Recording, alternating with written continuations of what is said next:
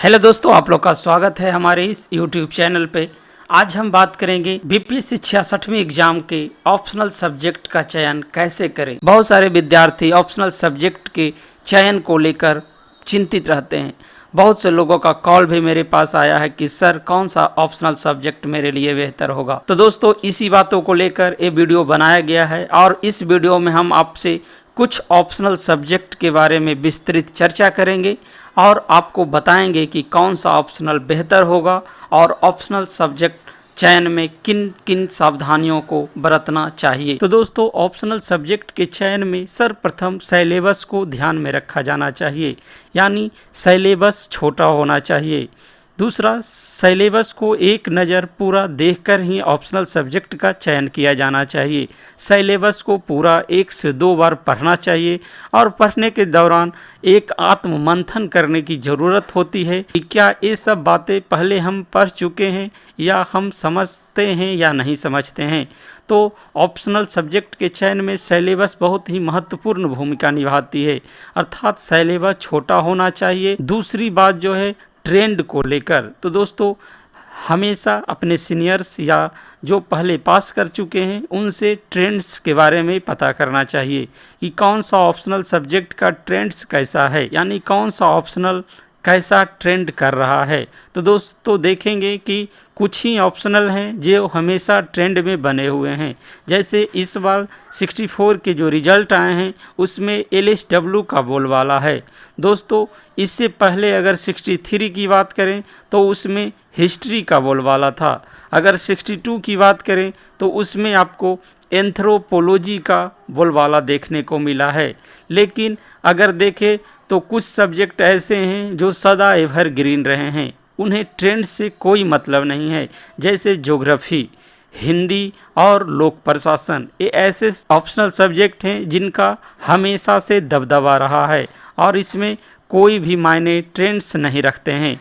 और तीसरी जो बात है जिस पर आपको फोकस करना चाहिए वो है मार्किंग को लेकर। तो दोस्तों, ऑप्शनल सब्जेक्ट में तीसरी बात जो है वो है मार्किंग को लेकर। तो आपको पता होना चाहिए कौन सा सब्जेक्ट में मार्किंग कैसा चल रहा है। अगर कोई सब्जेक्ट में मार्किंग नहीं हो रहा है तो कृपया इस पर ज़रूर अमल करें।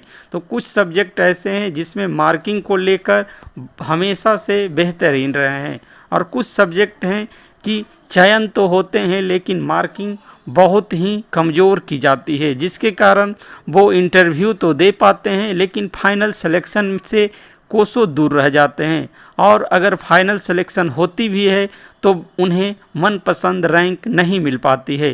तो दोस्तों, ऑप्शनल सब्जेक्ट के चयन में ये तीनों बातों को अगर आप ध्यान रखते हैं तो आपका ऑप्शनल सब्जेक्ट का चयन का जो समस्या है वो दूर हो जाएगा।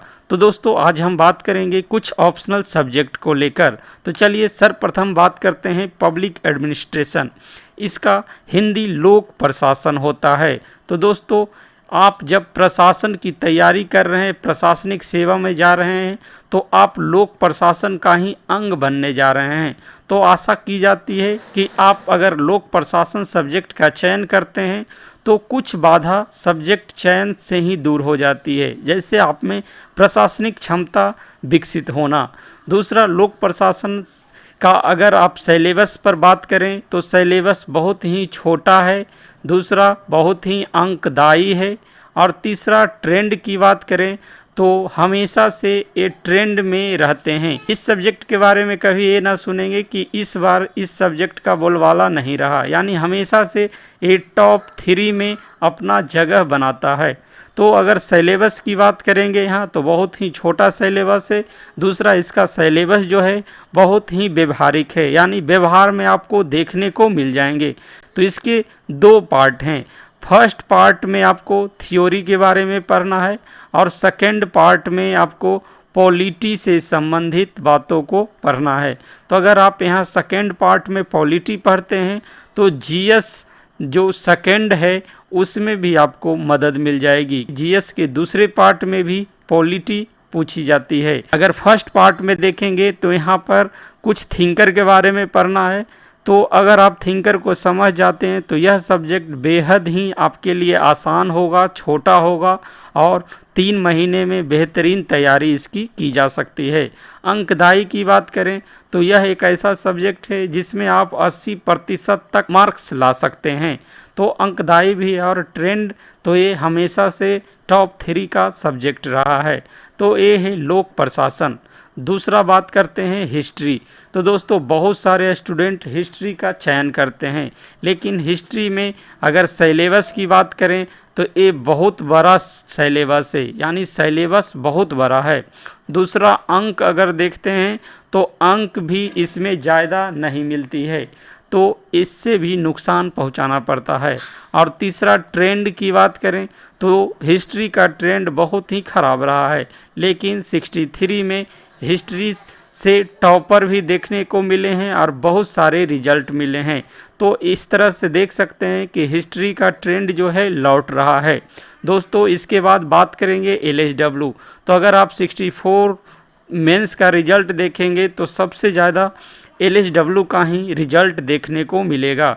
दोस्तों LHW एक छोटा सा सब्जेक्ट है, इसीलिए बहुत सारे लोग इसे लेना पसंद करते हैं।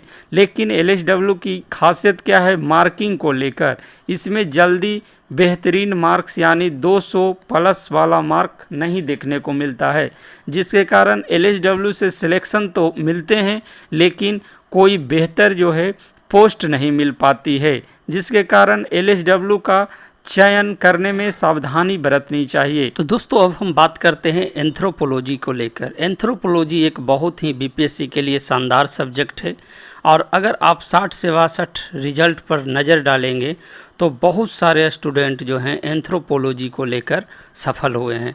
तो दोस्तों एंथ्रोपोलॉजी एक शानदार सब्जेक्ट है, इसमें बहुत अच्छी मार्किंग होती है, इसका ट्रेंड भी शानदार रहा है और सिलेबस भी जो है आमतौर पर लेंदी नहीं है, मतलब छोटा है। तो दोस्तों आपके लिए एंथ्रोपोलॉजी बहुत ही बेहतरीन सब्जेक्ट साबित हो सकता है। अगली बात करते हैं ज्योग्राफी। तो यह एक एवरग्रीन सब्जेक्ट है, हमेशा से ही मार्किंग, ट्रेंड और सिलेबस तीनों में ये शानदार है। सिलेबस हालांकि बड़ा है लेकिन मार्किंग और ट्रेंड के मामले में सभी सब्जेक्ट से आगे हैं, तो इसका भी चयन किया जा सकता है। इसके बाद बात करते हैं दोस्तों हिंदी साहित्य की। तो हिंदी साहित्य एक ऐसा ऑप्शनल सब्जेक्ट है कि अगर आप UPSC देना चाह रहे हैं तो आप बेहतरीन सब्जेक्ट होगा। साथ में BPSC के लिए भी यह एक बेहतरीन सब्जेक्ट है। किसी भी PCS हो या UPSC है, सभी के लिए बेहतरीन माने जाते हैं। तो दोस्तों अगर आप भविष्य में UPSC भी देना चाहते हैं तो हिंदी साहित्य का चयन आपके लिए बेहतरीन साबित हो सकता है। तो दोस्तों आशा करते हैं कि आप ज़रूर ट्रेंड पता कर लेंगे, मार्किंग पता कर लेंगे और सिलेबस 1 से 2 बार पढ़ लीजिए, फिर आप ऑप्शनल सब्जेक्ट का चयन करें। इससे आपको ऑप्शनल सब्जेक्ट के चयन में जो परेशानियां हैं वो दूर हो जाएगी। तो दोस्तों आशा करते हैं कि आप ऑप्शनल सब्जेक्ट के बेहतरीन चयन में ये वीडियो आपके लिए बहुत ही लाभदायक होगा। Thank you.